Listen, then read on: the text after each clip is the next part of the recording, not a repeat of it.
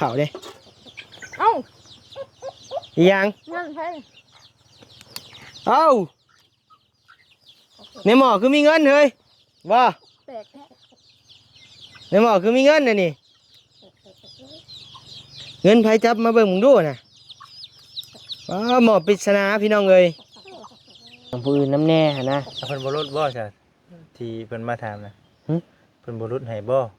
ทำพอสร้างบ่ บ่อันนี้แล้วอันผู้มาถามทบิดนั่นแล้วสร้างทบิดนั่นแล้ว สร้างทวีตทั้งพอสร้างและ แม่นบ่ แม่นเพิ่นกะเพิ่นว่ามาอยู่3 ล้าน7แสนเฮาก็บ่ได้ต่อดอกเพราะว่าราคานี้ก็หาใช้ได้ยากอยู่ โอ้ได้อยู่ได้3ล้านเนาะ 3 ล้าน7แสนนี่ได้5,000พี่น้องเอ้ย5,000แบบ คือนี่ 5,000 เขา กว่า 10,000ไผสิว่า10,000 ไผว่ามื้อนี้ บ่แม่นบ่อ่า สร้างจะคนแล้วจะอันเขามาถาม ผู้เดียวนี่แหละ เขาหาก็มีอันสร้างผู้เดียว โอ้ บ่มีได้ราคา10,000น่ะ โอ้ธรรมดาซะเนาะ ธรรมดาจำแม่นตรงกันจักเทื่อผู้อื่นกะมื้อนี้ก็เลยว่ามาตรงกันแม่นก็เลยว่าถ่ายคลิปพี่น้องได้เบิ่งได้ชมนํกันเนาะมิตรภาพทางสะพานบุญเฮาเนาะพี่น้องเนาะ มีหยังก็ ปรึกษากัน ก็ได้มันคือเนี่ยตรงๆเนี่ยนะ อาทิตย์จริงอยู่พี่ติว่าอยากว่าหัวกันนะพี่น้องเนาะกามีแต่เจ้าภาคขอบมุกขอบใจทั้งใหญ่ใจดีจากฝั่งไทยแน่เนาะยกมือขึ้นว่าโลดว่าสันติเจ้าว่าได้นั่นแหละ ขอขอบบุญขอบคุณเอื้อยใหญ่ใจดีอยู่ฝั่งไทยที่ฝากเงินมาให้น้องน้อย ขอให้เพิ่นอยู่ดีมีแห้งความเพิ่นว่าเดี๋ยวได้เป็นหมื่น อยากได้เป็น10,000 บาท เลย ค่าสร้าง11,000 เลย เปิดมาเบิ่งเลยบ่ มาแล้วเพิ่นมาตอนเช้าเพิ่นน่ะสำนักบ่ได้ บ่ เฮาว่า2เมตรคูณ2เมตร50เพิ่นว่าบ่ได้ดอกเขาว่า3ล้าน7เพิ่นว่าคำบ่เป็นหมื่นได้เป็นหมื่น อยากได้เป็น10,000 โดย ป๊าดโธ่พี่น้องเอ้ยอ้ายหาแต่หู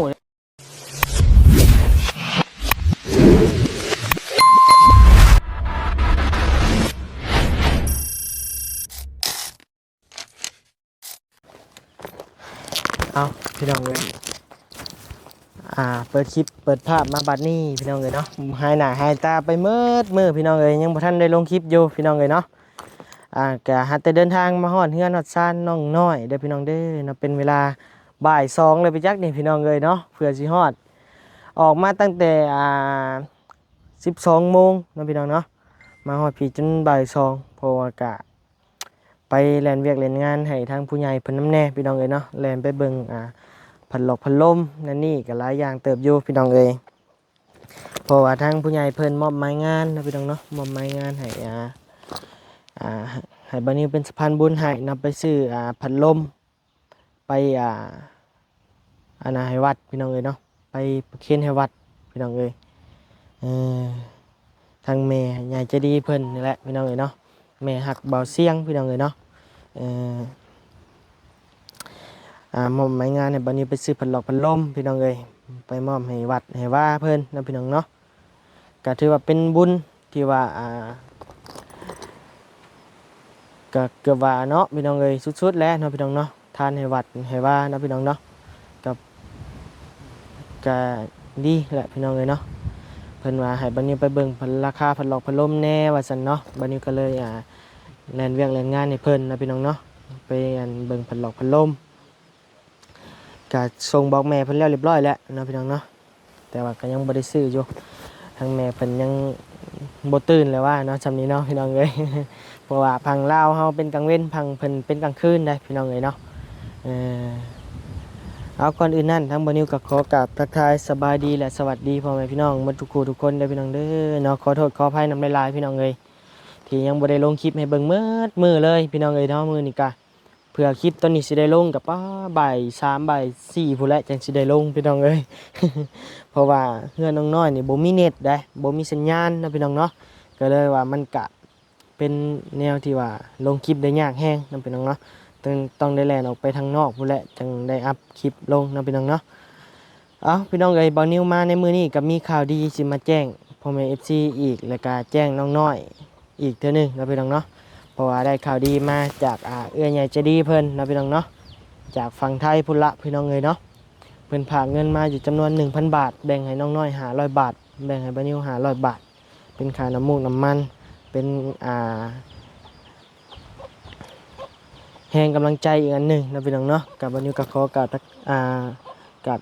ขอบคุณขอบใจทั้งเอื้อใหญ่ใจดีหลายๆเด้อนอกจากฝั่งไทยที่มองเห็นทางทีมงานสะพานบุญเฮาแล้วก็มองเห็นทางน้องน้อยเพิ่นนะพี่น้องเนาะความรู้ความหมั่นของน้องเพิ่นนะพี่น้องเนาะทางบ่าวนิวก็ขอขอบคุณขอบใจหลายๆเด้อเอื้อยเด้อเนาะขอให้เอื้อยอยู่ดีมีแรงความเจ็บบ่ให้ได้ความไข้บ่ให้มีปรารถนาสิ่งใดขอให้ได้สิ่งนั้นสมความมุ่งมั่นปรารถนาอย่าเจ็บอย่าจนร่ำรวยๆเด้อเด้อพร้อมด้วยครอบครัวของเอื้อยเนาะสาธุแล้วก็ขอบคุณขอบใจทาง FC ทุกท่านที่เข้ามาเป็นกำลังแรงใจคอมเมนต์ให้คำแนะนำดีๆเนาะทางบ่าวนิวก็ขอขอบคุณขอบใจหลายๆเด้อแม่พี่น้องเด้อเนาะสาธุ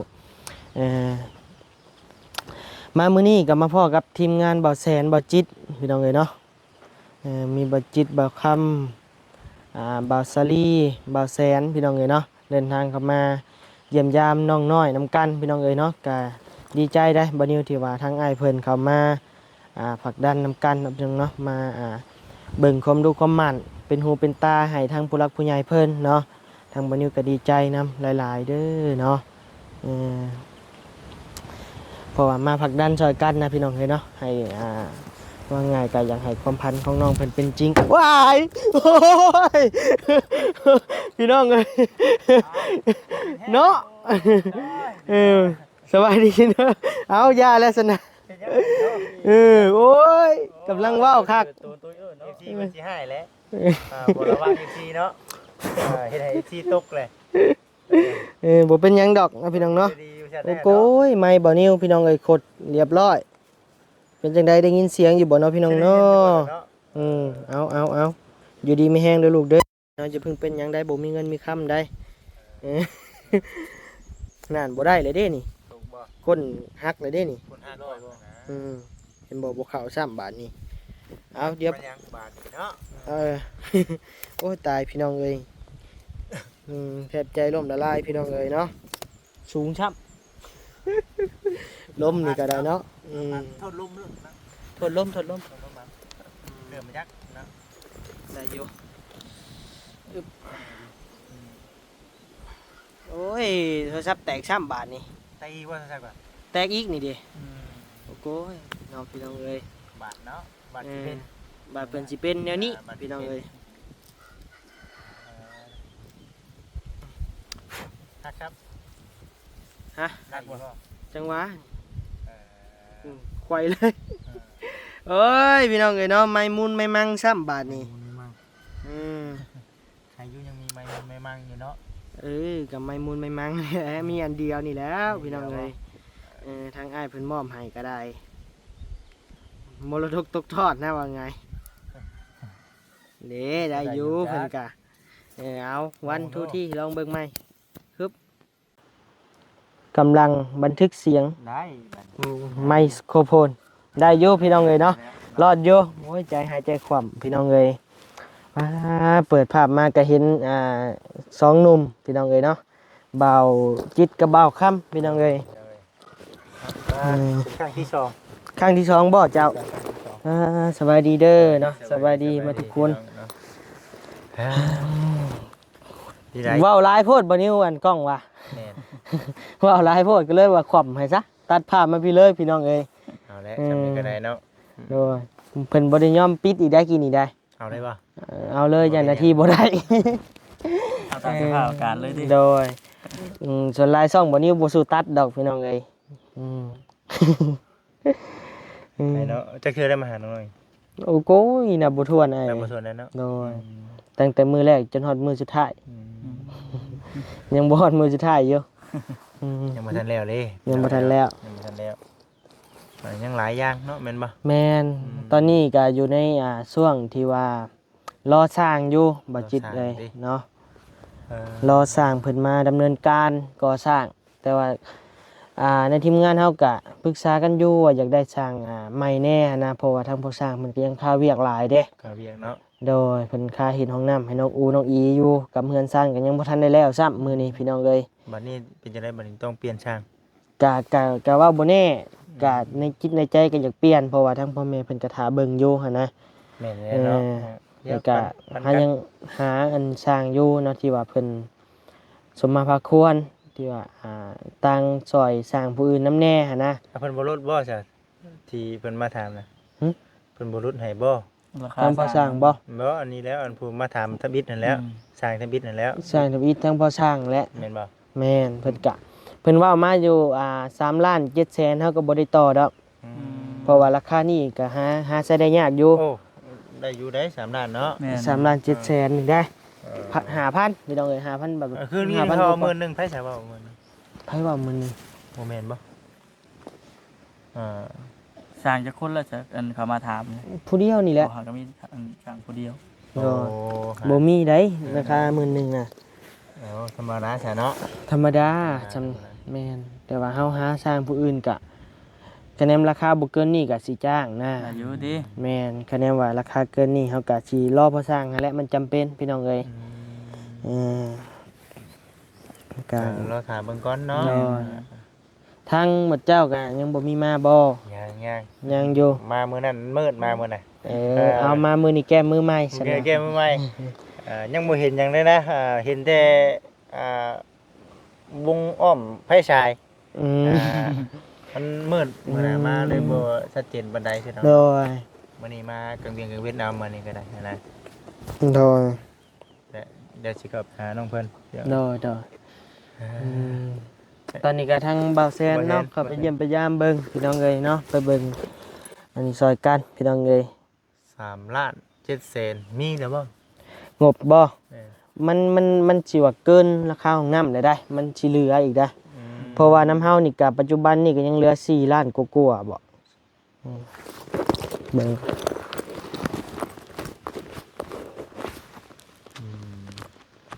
มันยังเหลือ4ล้านกว่าผู้ใดน้ำเฮาก็ได้ยังเหลือเบาลี่อีกบ่ยาวเบาตูนลุงนวดนี่อยู่หลายคนอยู่ พอของน้ำได้ แม่น ก็น่าจะแล้วอยู่เนาะ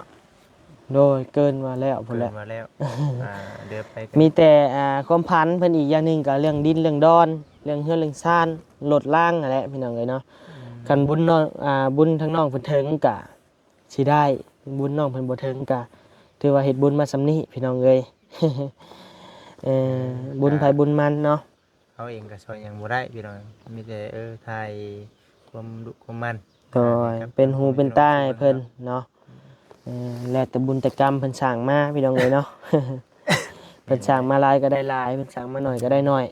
อันนี้ก็ยังเป็นบุญของน้องเพิ่นเด้นะ เนาะ ที่มีผู้รักผู้ใหญ่เพิ่น ใหญ่เพิ่นเนาะ ช่วยกันฮอดขั้นตอนนี้นะ น้อ เนาะ ยเมื่อกี้นี่ตอนกล้องล่มก็จักเว้าไปฮอดไสแหละพี่น้องเอ้ยเรื่องข่าวดีบ่หรือแนวใด มีข่าวดีว่าจ้ะมัน แม่นมีข่าวดีมาอยู่นำเล็กนำน้อยเนาะ ได้นะบ่สุพังได้บ่ ว่าสุพังบ่ หรือว่าถ้าบ่ใช่แต่น้อยบ่ เว้าให้พังเลยก็ได้ดอกเนาะเพิ่นยังอยู่ใกล้อยู่มีเงินอยู่จำนวน500 บาทนี่แล้วพี่น้องเอ้ยเนาะทางเอื้อยเพิ่นฝากมาให้เมียน้องเพิ่นซื้ออยู่ซื้อกินหั่นแหละ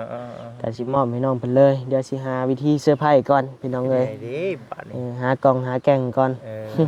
เนาะเอาดีๆได้ระวังลมพัดไปเฮงจำเนาะ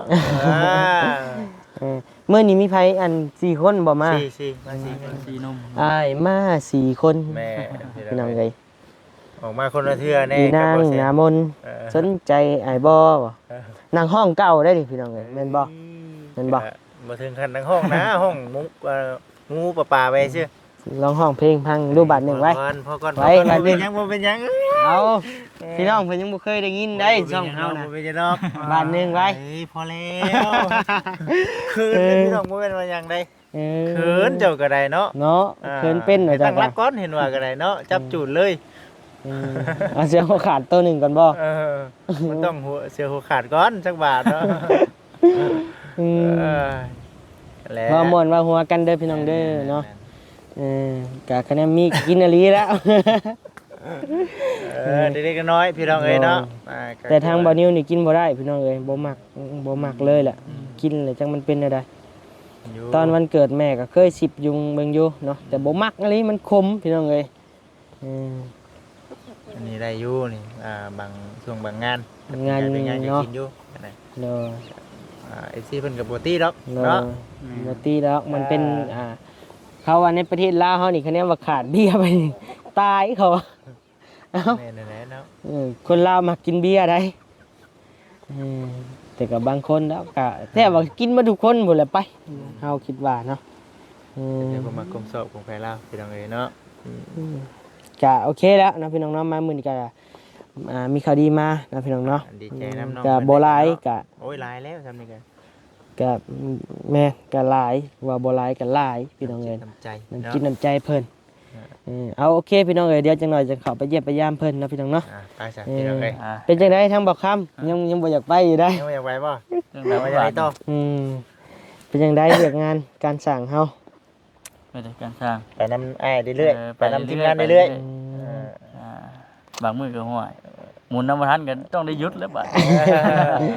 เออ ๆบางเทื่อ ทางเบาคำนี่ก็ว่าพ่อเพิ่นตั้งแต่เฮือลุงอาจผู้ใดพี่น้องเอ้ยเนาะ โอ้ตั้งแต่คุณเนาะ แม่นแล้วพ่อกันครั้งแรกก็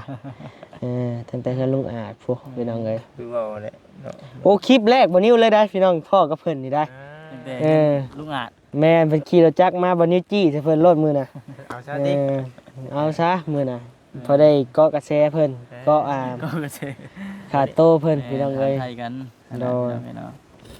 ก็ว่าง่ายเปิดคลิปมามือแรกอ่ะเห็นเบาคำขี่รถจักรมาบ่นี้ก็บ่ว่าหลายเรื่องพี่น้องเอ้ยย่างไปจี้ใส่รถ ใส่เลยดิ ใส่เลย อันมือใหม่ในบ่ โอ้มือใหม่เลย ยังใส่อีแหล่นี่ถ่ายอยู่ตอนน่ะใส่นี่แหละสั่นบึบๆๆๆๆๆอยู่ เออ โทรศัพท์มันลั่นไปกี่มื้อ มันก็สมราคามันอยู่ได้ โดย เอาดื่นขึ้นมาหน่อยนึงมันก็สมอีกแบบนึง เนาะ ดีมันเนาะ สังเกตแล้วก็ FC ก็เมื่อก่อนก็เคยเป็นแบบนี้อยู่แต่ว่า FC ก็ไล่หูไล่ตาเพิ่นก็อดเบิ่งให้ แม่น อ่า จ้ะแม่นอยู่เนาะ วันนี้ก็ใครในแล้วสักหน่อยพี่น้องเอ้ย เนาะ เนาะเที่ยวจะลบเอากระยามันมันจึงจักเต็มไว้ ผมจำ ผมจำ เต็มไว้ อืม แต่มันมีกระชันในตัวอยู่ยามันดอก อืมโอเคพี่น้องเอ้ยเนาะถามไทยกันเนาะพี่น้องเนาะอาชีพเดียวกัน เป็นสะพานบุญคือกันพี่น้องเอ้ยเนาะ มันบ่ได้ออกมางานกับบ่ได้พ้อกันนะพี่น้อง แม่น บางทีก็บอกประชางานไปงานเล่าแบบว่าไปคนละหม่องคนละบอนนะ แม่น หน่อยนักได้สิได้มาพ้อกัน แม่ แต่ว่าน งานบ่ได้ตรงกันนะ โดย วันนี้ก็ถือว่า หัก โชคดีเด้อ แม่ เนาะ มาพอกันเนาะ แม่ บางเทื่อก็มาอยู่ทั้งอ้ายเพิ่นก็มาหาน้องน้อยทั้งบ่นิ้วรถออกไปหั่นน่ะพี่น้องเอ้ยมันรถบ่ได้ตรงกันจักเทื่อ มันบ่ได้ มื้อนี้ก็เลยว่ามาตรงกันแม่นก็เลยว่าถ่ายคลิปให้พี่น้องได้เบิ่งได้ชมนํกันเนาะมิตรภาพทางสะพานบุญเฮาเนาะพี่น้องเนาะ มีหยังก็ ปรึกษากัน ปรึกษากันนั่นแหละพี่น้องเนาะ โดย ไปไกลใกล้นะ เอาโอเค ทำกัน โดยมันคือสิยาวหมดแล้ว เราข่อยยังอยากเห็นน้องน้อยอยู่ดิไปทอนมาเนี่ย รุ่นอยู่ดิ โดยเบิ่งว่าเพิ่นให้กินนี่เห็นบ่ว้าวหลายเอาโอเคพี่น้องเอ้ยเดี๋ยวไปพ้อกันอยู่ในพุ่นแหละโดยไปแฮงว่าวแฮงยาวได้พี่น้องเอ้ยคนบ่ได้พ้อกันเนาะโดยไปเด้อโดยโดยโตพี่น้องเอ้ยใส่น้องน้อยพี่น้องเอ้ยเนาะโธ่บ่ได้มาหาเพิ่นมื้อหนึงแล้วพี่น้องเอ้ย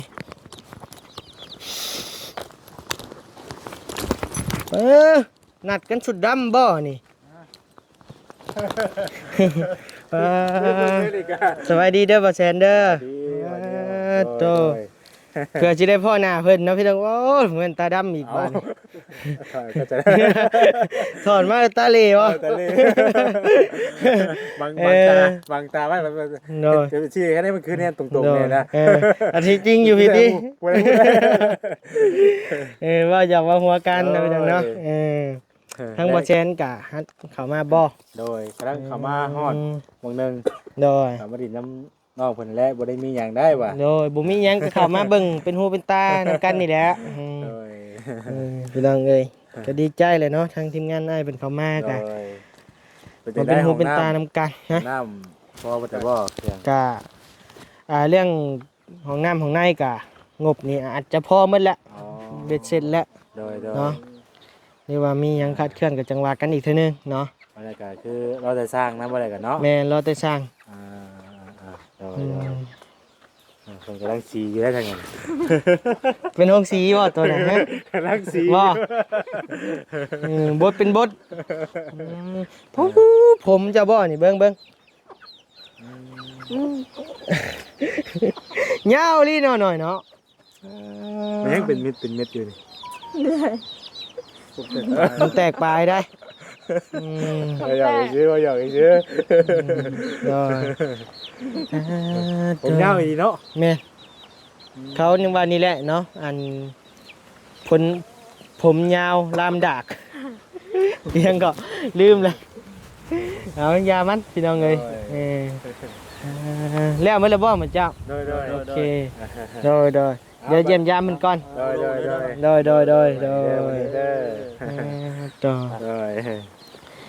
เป็นจังไดกินข้าวกินน้ำแล้วอีหยังอันนี้คือแดง เป็นสิว บ่มาหามือเดียวเป็นซิวซ้ำพี่น้องเลยมือเดียวบ่บ่มามือนึงเนาะ เมื่อวาน น้อยมือน่ะก็เข้ามาหอบเดียวแล้วไปเลยบ่นิวก็ได้เพราะว่ามีเวียกกลับเลยพี่น้องเลยโตเนาะเป็นจังไดมีคืบหน้าบ่มีอันข่าวดีคืบหน้าอยู่บ่ บ่มี มีดอิมซิมบานนี่บดอีกแล้วใครซื้อมาฝากบ่แซนบ่ บาซารี่ บาซารี่คนโกโอริโอบันทา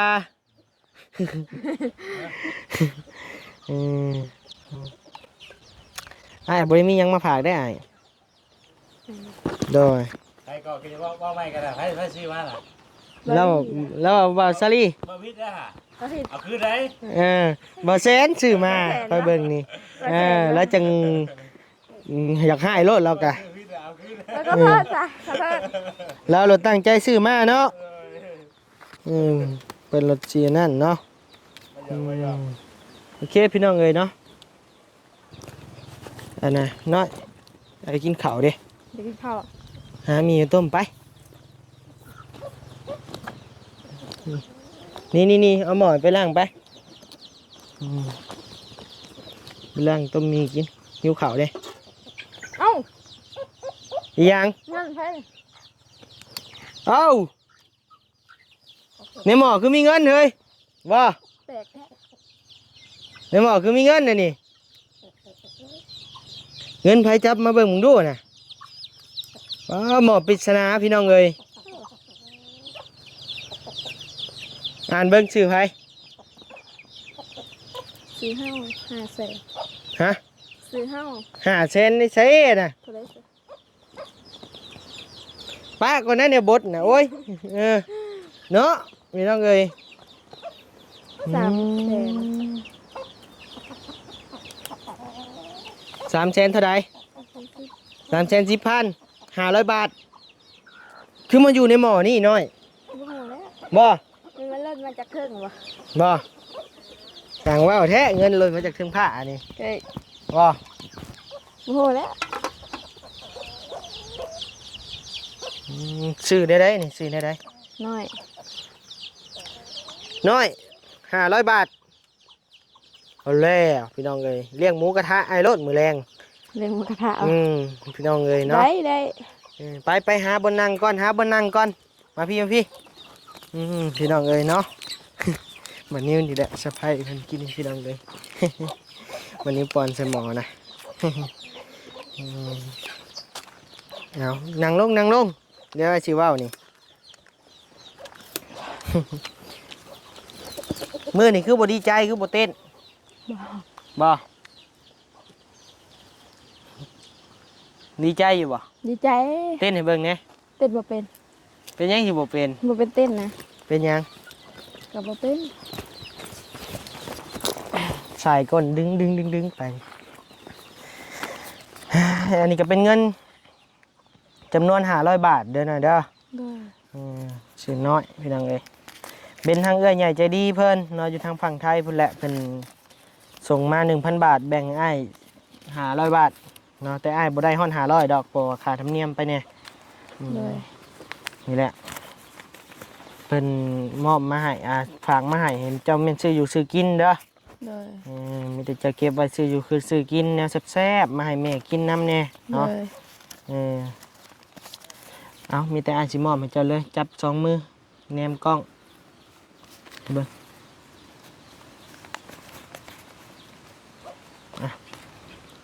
แนมกล้องแคบพี่น้องเอ้ยกามีแต่เจ้าผากขอบมุกขอบใจทั้งใหญ่ใจดีจากฝั่งไทยแน่เนาะนบมือขึ้นว่าโลดว่าสันติเจ้าว่าได้อะแหละ ขอขอบคุญขอบคุณเอื้อยใหญ่ใจดีอยู่ฝั่งไทยที่ฝากเงินมาให้น้องน้อยขอให้เพิ่นอยู่ดีมีแห้งความเจ็บจะให้ได้ ความไข่บ่ให้มีปรารถนาสิ่งใดขอให้ได้สิ่งนั้นทรงความมุ่งมั่นปรารถนาอย่าเจ็บอย่าจนลำเรื่อยๆ สาธุกาเป็นจังไดไอ้ให้เจ้าไปเบิ่งสร้างเบิ่งหยังเพิ่นว่าจังได เพิ่นว่าอยากได้เป็นหมื่น อยากได้เป็น10,000 บาท เลย ค่าสร้าง10,000 เลย เพิ่นมาเบิ่งเลยบ่ มาแล้วเพิ่นมาตอนเช้าเพิ่นน่ะสำนักบ่ได้ บ่ เฮาว่า2เมตรคูณ2เมตร50เพิ่นว่าบ่ได้ดอกเขาว่า3.7ล้านเพิ่นว่าคำบ่เป็นหมื่นเพิ่นได้เป็นหมื่น อยากได้เป็น10,000 โดย ปาดโธ่พี่น้องเอ้ยอ้ายหันแต่ฮู้เด้นี่มีไผถ่ายแล้วบ่ มีหลายคนเด้อ ไผถ่าย เขาเบาเหย้าเบา อืม เบาตูนเบาผักไส้ ปาด เบา ตกใจเด้พี่น้องเอ้ย ค่าสร้างเป็น10,000พี่น้องเอ้ยตอนเพิ่นมาเบิ่งเพิ่นกะถ่ายคลิปอยู่บ่ บ่เพิ่นก็มาเบิ่งนี่ตอนเช้า อืมพี่น้องเอ้ยเป็นหมื่นผู้บ่ เลย มันก็สิได้รอพอสร้างคือเก่าแหล้เพราะว่าพอสร้างเพิ่นเอาถูกได้พี่น้องเอ้ยเนาะบัดนี้คิดว่าเพิ่นเอาถูกแฮงกับมันเป็นงานน้อยนี่นะพี่น้องเอ้ยเนาะกับสร้างผู้อื่นก็มันเพิ่นก็บ่อยากมานะเนาะอืมค่าสร้าง10,000 เลย ตกใจเด้พี่น้องเอ้ย เออว่าอยู่ได้ยินบ่จิตว่าเนาะเว้าเมื่อกี้นี่ว่าค่าสร้าง10,000คือว่ายังบ่มีนะอืมบัดนี้เราว่าเพิ่นมาเบิ่งแล้วเรียบร้อยติ เลย เพิ่นมาแทรกเบิ่งเรียบร้อย เลย ได้10,000ติขุดนี่เฮาก็ขุดให้แหละ ถอกอารมณ์ ท่อก็เอาลงให้แหละ เลย มันก็กินงามพุ่นแหละ ก็บ่ได้ติดอกพี่น้องเอ้ยเนาะค่าสร้างเพิ่นก็ว่างานมันก็แพงแหละพี่น้องเอ้ยเนาะว่าตรงๆเลยว่าแพงแฮงผู้ที่จ้างก็บ่อยากจ้างเด้พี่น้องเอ้ยมันแพงสัมพอสร้างนี่ยังว่าพอไปพอมานะก็บ่ได้ต่อแล้วจะกีบพอสร้างเนาะที่ว่าอยากหาสร้างใหม่ก็บ่ว่าของพอสร้างแพงดอกพี่น้องเอ้ยเนาะแต่ว่าทางทีมงานเฮาก็อยากปรึกษากันอยากให้งานมันดำเนินไปหั่นนะเนาะก็เลยว่าอยากปรึกษากันเปลี่ยนสร้างแน่หั่นนะแล้วก็อยากสร้างซอยสร้างผู้อื่นนำแน่เนาะพี่น้องเนาะก็เลยว่าค่าสร้างเป็นอันนี้เฮาก็บ่ได้จ้างแล้วเนาะพี่น้องเนาะก็โอเคแล้วเนาะมีแต่รอบ่สร้างซั่นแล้วเนาะแล้วก็บ่ซั่นก็หาสร้างใหม่อีกเติมว่าเพิ่นสิเอาเท่าใดหั่นน่ะ เลย นะครับเป็น10,000ที่เฮากะเว้าตรงๆเลยว่าจ้างบ่ได้เนาะพี่น้องเนาะมันก็อยากสูงเติมหนึงอยู่เนาะพี่น้องเนาะคันว่าซากสิรอพอสร้างให้แล้วพี่น้องเอ้ยเพราะว่าเฮ็ดจังได๋ราคามันสูงแฮงก็โอเคพี่น้องเอ้ยเนาะมามื้อนี้ก็มาพร้อมข่าวดีแน่แล้วก็ข่าวตกใจนำแน่บ่นิวก็ได้ ตกใจนำแน่พี่น้องเอ้ยเนาะก็โอเคแล้วนะพี่น้องเนาะเครื่องเฮาก็ครบแล้วอ้ายบอกเจ้าหลายเทื่อแล้วน้อยเจะพังอ้ายอยู่บ่ อันไหน ปูนได้บอกให้เจ้าหาผ้ามาปก โปกอยู่แต่ว่าจักผู้ใดเอาลงนี่ อ้ายหินสั่นเอาลงตั้งแต่3-4 มื้อทั้งแล้ว เลยว่ามเขาโทษจ้ะ ตั้งแต่มื้ออ้ายมาถ่ายคลิปโพ เขาโทษจ้ะ มีแต่เจ้าเอาหลังกะสีนี่เด้อขึ้นไปปกเด้อ เลย เอาอันมีแต่หาเดี๋ยวอันอ้ายสิชวนอ้ายเพิ่นหลายคนเนี่ยแปลงปูนซื่อๆแล้วก็เอาหลังกะสีไปปกไว้ เลย มันจังบ่แข็งเพื่อเฮาเฮ็ดเฮานั่นนี่น้ำหมอกมาแต่ละมื้อแต่ละเว้นมันก็สิแข็งแล้ว เลย มาสั่นก็เอาประตูนี่ไปใส่ก็ได้นี่ปกไว้การว่ามีผ้าบัดก็แห้งดีผ้าบัดนี่เดี๋ยวจะปกโต๊ะนี่มาปกไว้ผ้าบัดเก่าปกเขายังก็บ่มีบ่ มีอยู่ปกเขา ผ้าบัดปกเขาก็มาปกก่อนอย่ามันแข็งเลยก็เสียได้เงินได้ เลย สอบละ100 กว่าบาทผู้พี่น้องเอ้ยสอบละ80,000เนาะเพื่อเอาสิหาได้80,000ก็บ่เป็นเรื่องง่ายได้ขุดเขียดกันจนมือโพง เออและพี่น้องเอ้ยเนาะก็บอกว่าสิซื้อดอกพี่น้องเอ้ยก็โอเคเนาะพี่น้องเนาะสำหรับคลิปนี้ก็มีเพียงสำนี้แหละเด้อพี่น้องเด้อเนาะเดี๋ยวพอกันใหม่ในโอกาสหน้าพี่น้องเอ้ยเดี๋ยวรอบแรงจะสิมาคือว่าได้ยินข่าวแกงไก่ต้มไก่บ่ เลยตะแรง แกงแซ่บๆเด้อ ได้ โอเคพี่น้องเอ้ยสำหรับมื้อนี้ก็ขอขอบใจทางผู้ใหญ่และ FC ทุกท่านเนาะบ่ว่าจะอยู่ฝั่งลาวฝั่งไทยหรือต่างประเทศเนาะพี่น้องเนาะบ่าวนิวก็ขอบใจที่เบิ่งคลิปให้บ่าวนิวเนาะพี่น้องเนาะจนฮอดจบคลิปแล้วก็บ่ข้ามโฆษณาบ่าวนิวก็ขอบคุณหลายๆเด้อเนาะขอให้พี่น้องทุกท่านและผู้ใหญ่ใจดีทุกท่านเนาะพี่น้องเนาะมีแต่ความสุขกายสบายใจเด้อพี่น้องเด้อเนาะกา สำหรับคลิปนี้ก็มีเพียงจำนี้แหละพี่น้องเอ๋ยเนาะคอยหมดพ่อแม่พี่น้องอยู่ดีมีแห้งร่ำรวยตลอดไปเด้อสาธุบ๊ายบายสวัสดีปุ๊บ